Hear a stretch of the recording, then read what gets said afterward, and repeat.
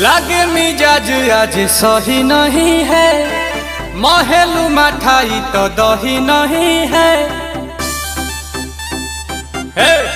कहो लागे मिजाज आज सही नहीं